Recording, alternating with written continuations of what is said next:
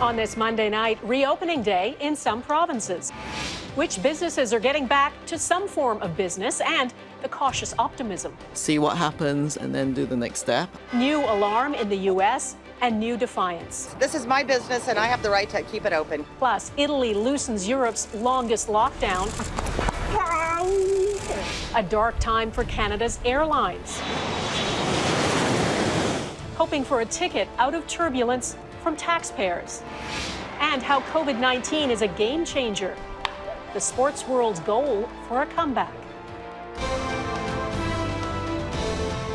Global National with Donna Friesen.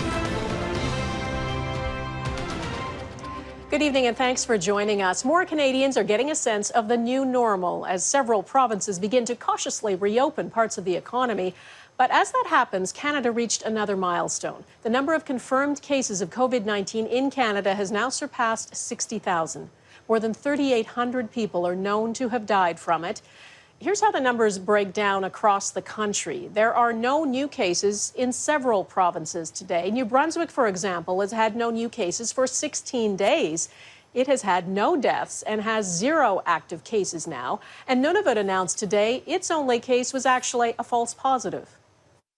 In some places, the epidemic has been brought under good control, and the time is right for a cautious reopening. Other areas of the country may not be quite there yet, but will follow. Quebec and Ontario are still the worst. There are 370 new cases in Ontario today and the deaths of 84 more people. Quebec recorded 758 new cases today and 75 more deaths. Quebec's premier is now pushing back the date to reopen non-essential businesses in the Montreal area. Here's what you always have to keep in mind. The numbers we're seeing now reflect what happened 2 weeks ago. That is the incubation period. And no one wants to see those numbers start to rise again. As Eric Sorensen reports, it's a delicate balance of benefit versus risk.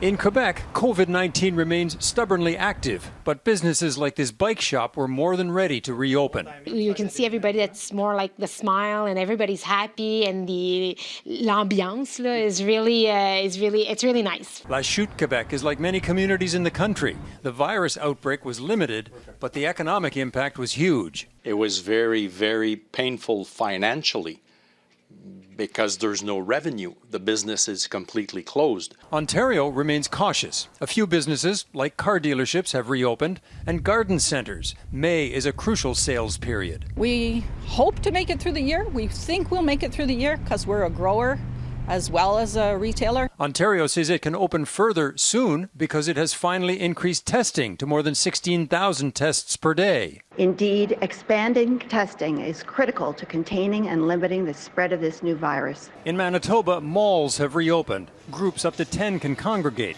Restaurant patios are serving.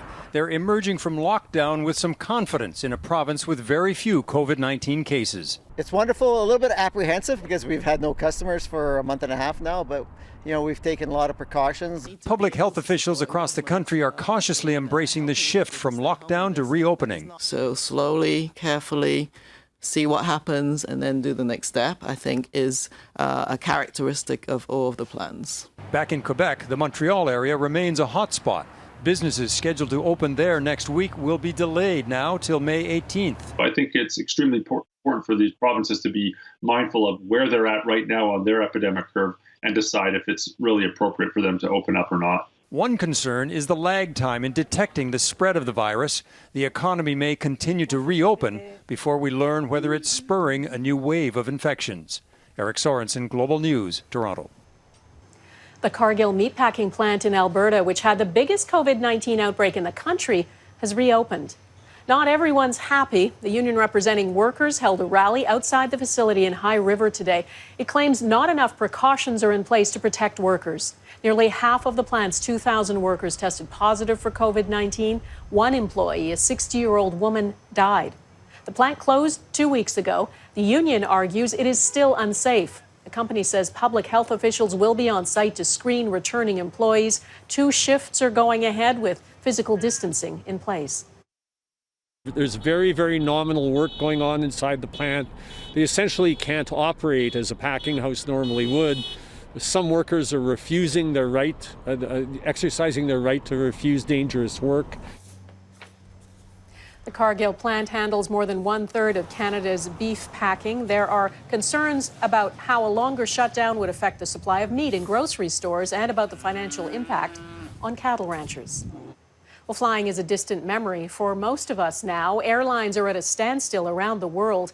The only thing that's moving is their bottom line, and it's dropping fast. Even investor Warren Buffett says he's dumping all his holdings in airlines because the future is so uncertain.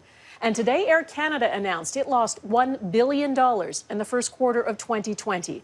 The CEO says the airline is effectively in hibernation and plans to permanently downsize its fleet and staff. David Akin is with me from Ottawa. David, airlines are looking for federal help. Are they going to get it? Well, Donna, Prime Minister Justin Trudeau was asked today about specific financial aid for airlines like Air Canada. And while he did say the government is considering it, he was a bit vague on details and timing. We will be looking at sectoral supports. We will be making announcements on that in the coming days or week. The airlines say they have specific needs. There are no tickets being sold or very little tickets being sold, and carriers are burning through money at an unsustainable rate.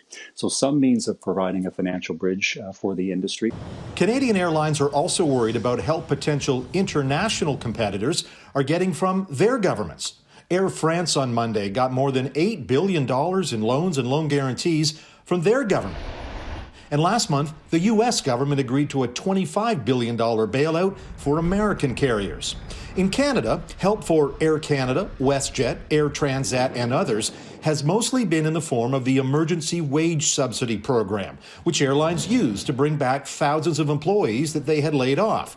But the airlines say more help is needed. You have seen countries all around the world, our G7 partners, have all announced measures to support their domestic aviation sector, precisely because they know the significance of the sector in driving the economic recovery. And Donna, Air Canada's CEO had a conference call with analysts this morning. He called this the darkest period in civil aviation history. Meanwhile, Air Canada now has some new safety measures for passengers checking in at the airport.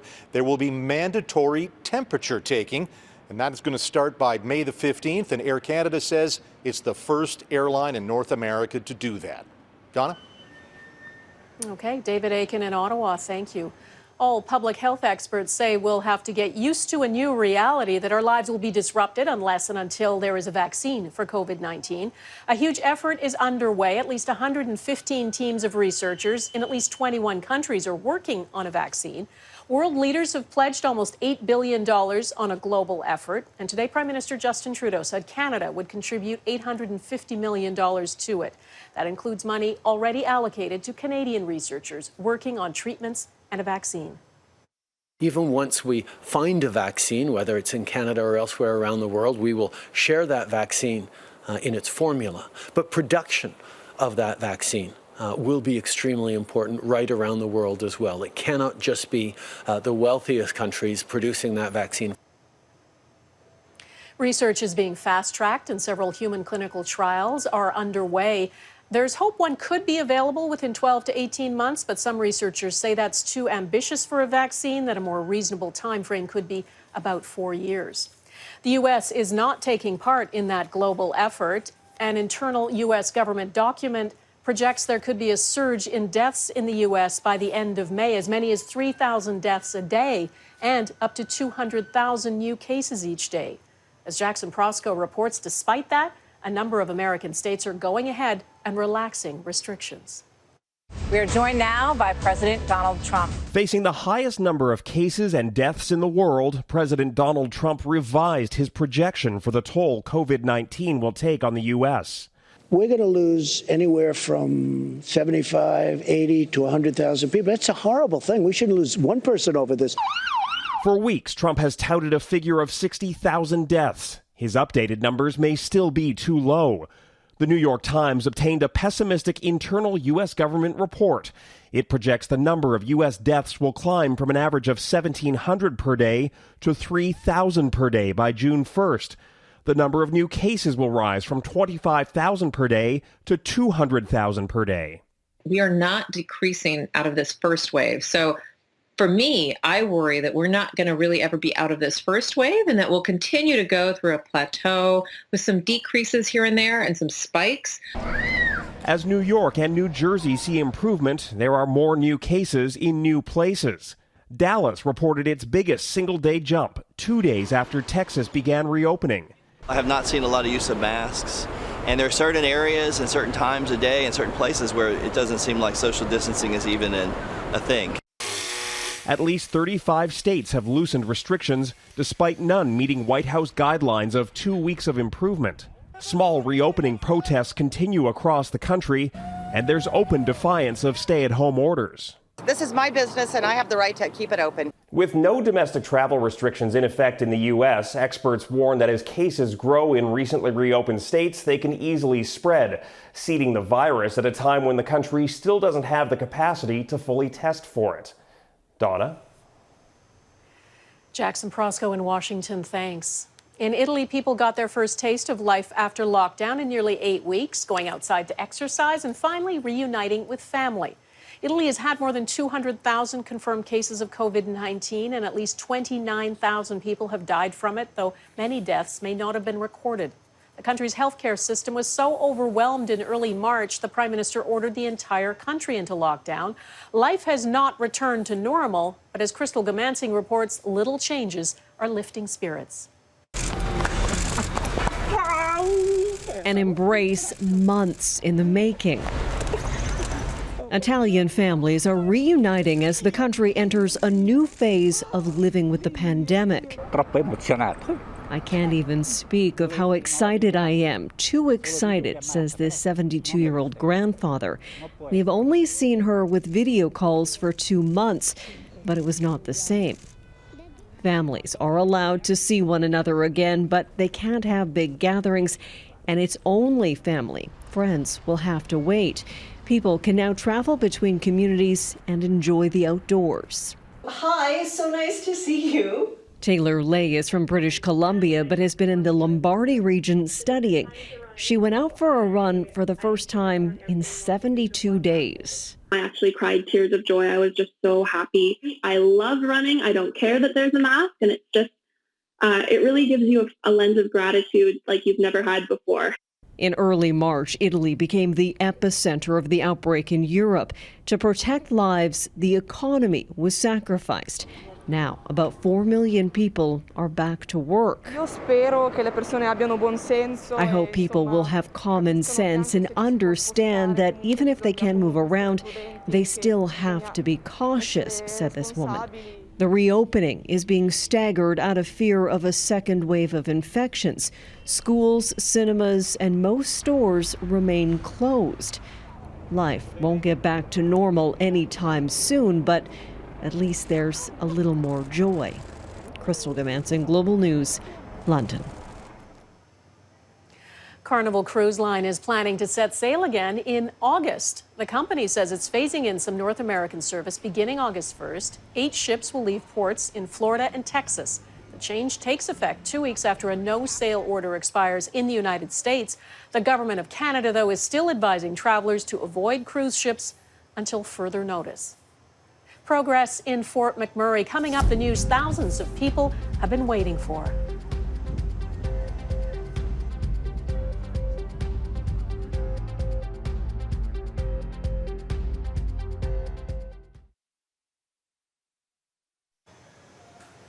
There's relief in Fort McMurray tonight. All evacuation orders have been lifted. That means the 13,000 people forced from their homes in the rural municipality of Wood Buffalo can go back. The ice jams on 2 rivers have cleared. A huge cleanup is now underway, and a boil water advisory is in effect until September. Mayor Don Scott estimates the flooding caused more than $100 million in damage. It's now been 4 years since the ferocious fire that forced more than 80,000 people to flee Fort McMurray. That fire burned more than 2,600 structures, most of them homes. And today, Natural Resources Canada released its projections for the upcoming forest fire season in Alberta and across the country. By June, conditions in Western Canada could explode to well above average risk, and Ontario and parts of Quebec are predicted to have above average forest fire conditions. Things aren't expected to cool off until September. There's a development in another killer disease, malaria. It is spread by mosquito bites, and now scientists in the UK and Kenya have discovered a microbe they say protects mosquitoes from being infected with malaria. Scientists discovered the microbe inside the guts of mosquitoes on Lake Victoria in Kenya. They believe it blocks the mosquitoes from carrying malaria. If they can't carry it, people they bite can't become infected. They're looking at whether releasing spores with the microbe or male mosquitoes carrying it into the wild will suppress the disease. More than 400,000 people are killed by malaria each year, most of them children under the age of 5. Ahead, as businesses edge closer to reopening, how open are Canadians to going back?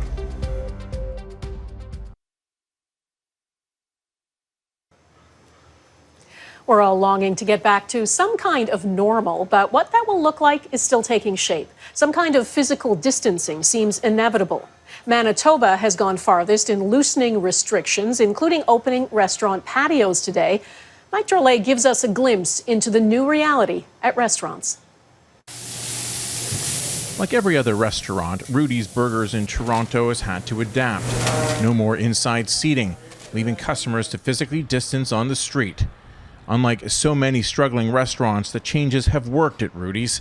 So well, in fact, that they don't see themselves opening their doors until a vaccine is available. We're not anticipating that there's going to be anybody coming into our restaurants anytime soon. The model that we have now is for takeout and delivery, and we see this as the model for the short term anyway. Recent polling by Ipsos found that 71% of Canadians are staying away from restaurants and coffee shops. It's a staggering and terrifying number for an industry that's built on people being close to family and friends. If that essence is taken away from it, will the new reality look like this? Well, we are off the playbook. Pollster Daryl Bricker has just released Next, a book forecasting future demographic trends in Canada. Society will go back to normal, he says, but it will take time. How fast has less to do with government rules as it does with us. The idea, though, that human beings are somehow toxic and you have to be able to manage your physical relationship to them is a pretty strong idea.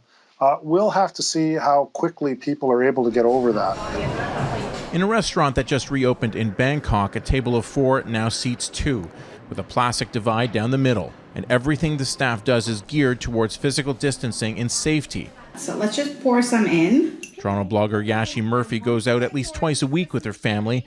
At least they used to. Change, she says, is inevitable. But she believes Canadians are resilient enough to change as well. So yes, can I go out and eat with my friends? I'd love to be able to do that. It was a big part of our life. But if it just means just the 4 of us going out, then so be it. I'll take whatever we can. Mike Drolet, Global News, Toronto. Next, sports leagues looking for a rebound.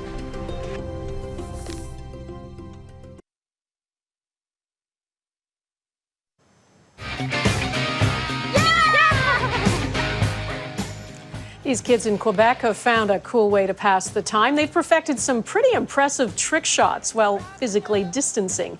From carefully crafted tennis moves from the top of roofs to shooting hoops, standing on tires.